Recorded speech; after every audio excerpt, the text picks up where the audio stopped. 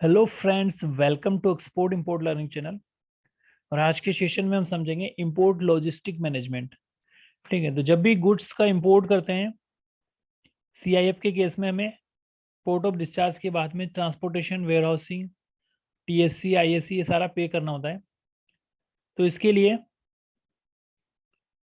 हमें इसका मैनेजमेंट करना होता है। तो इसमें क्या क्या प्रोसीजर होता है वो समझ लेते हैं। ठीक है, जैसे फॉर एग्जाम्पल हमारी शिपमेंट सीआईएफ है। ठीक है, जैसे ही सप्लायर ने गुड्स डिस्पैच किए हमें इंटीमेशन डॉक्यूमेंट भेज दिए। ठीक है, तो इंटीमेशन डॉक्यूमेंट हमारे पास आए, उसके हिसाब से हमने बीओई फाइल करवा दी। ठीक है, बीओई फाइल होने के बाद आपका ईटीए हुआ, इसमें टाइम ऑफ अराइवल। ठीक है, हमने ड्यूटी पे की, एक्सपेंस ऑफ शिपिंग लाइन पे किए, मतलब ये आपके DO plus shipping line charges, shipping charges. ठीक है, उसके बाद में आपको कार्गो मिल गया। ठीक है, तो यहाँ पे डीओ के रिस्पेक्ट में पेमेंट करने के बाद हमें कार्गो मिल गया। अब क्या होगा, हमारा जो एजेंट होगा वो क्या करेगा, ट्रांसपोर्ट अरेंज करेगा। He will arrange the transport for the goods delivery at the factory. Okay, तो ट्रांसपोर्ट अरेंजमेंट में उसका ही पार्ट रहता था। हमारा इसमें क्या रहेगा, हमें how we need to manage just like a, अगर हमारे चार्जेस ऑलरेडी अप्रूव्ड है ट्रांसपोर्ट के तो उसके बेस पे करेंगे, वरना हम ट्रांसपोर्ट के जो चार्जेस है एक बार उससे सीनियर से अप्रूवल लेके प्रोसेस करा देंगे। तो यहाँ पे सेकंड स्टेप, पहला तो इसके रेट अप्रूवल हो गया, दूसरा आपका आएगा आपका ई वे बिल। तो आपका जो प्लांट हमारा है फैक्ट्री में जो बैठा है बंदा, वो इसका पार्ट ए प्रिपेयर करेगा as per below Penty C I value.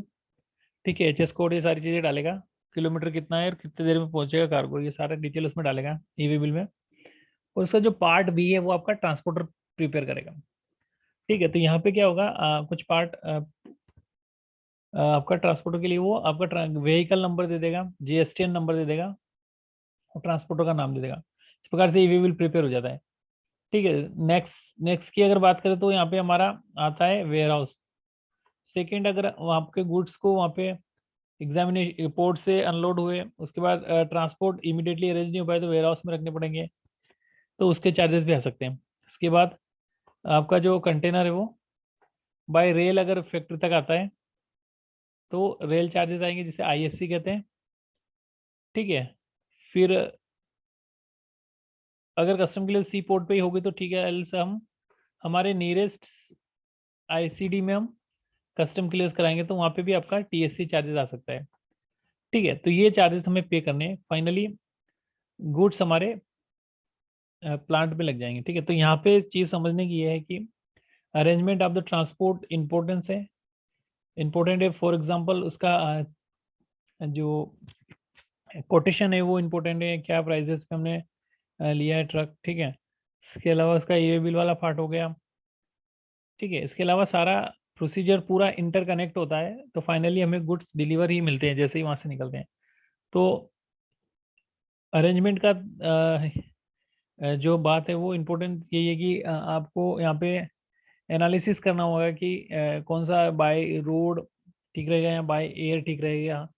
ठीक है, अगर कार्गो आपका फ्रेंगिल है, जस्ट लाइक ग्लासेस या मशीनरी पार्ट है, in that case we will use the rail. अगर आपका प्रोडक्ट जैसे फॉर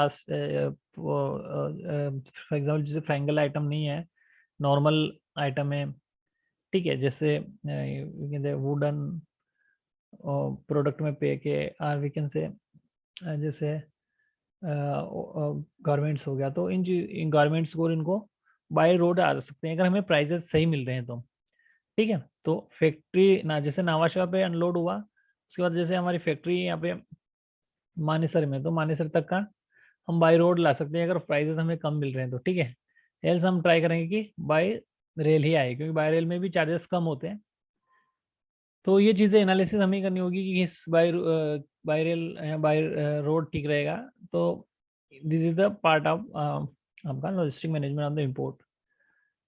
अदर देन दिस अब आपका जो मैनेजमेंट का पार्ट है कि आपने कोटेशन क्या ली, क्लियरेंस चार्जेस क्या है आपके, these are the also part of logistic management. So in that case we have to take charges quotations from the CHM. CHM agent आपके कोटेशन देगा, कोटेशन के बिहाफ पे हम अपनी शिपमेंट का जो चार्जेस है उसका बिल आएगा और बिल पे करेंगे, ठीक है। तो इस प्रकार से लॉजिस्टिक मैनेजमेंट होगा यहाँ पे। अगर हम बात करें सर्वेयर चार्जेस और अदर कई सारे चार्जेस होते हैं, तो वो एक बार हमें शिपमेंट करने से पहले एक बार हम चेकआउट कर सकते हैं अपने एजेंट से कि क्या चार्जेस लग रहे हैं, ठीक है। तो in this way we can manage the import logistic, okay, this is very important.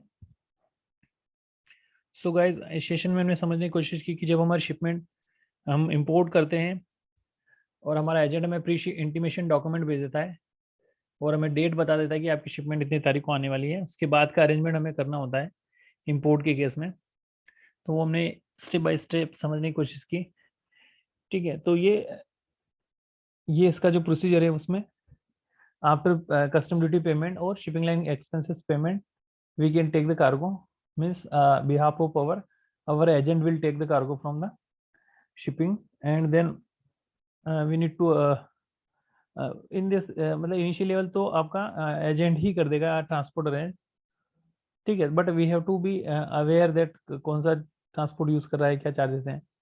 तो अगर फिक्स शिपमेंट हमारी आती है तो उसको पता रहता है एजेंट को, तो वो कर देता है।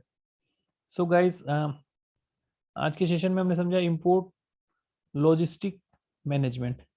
So guys, thank you for watching the session. Have a nice day.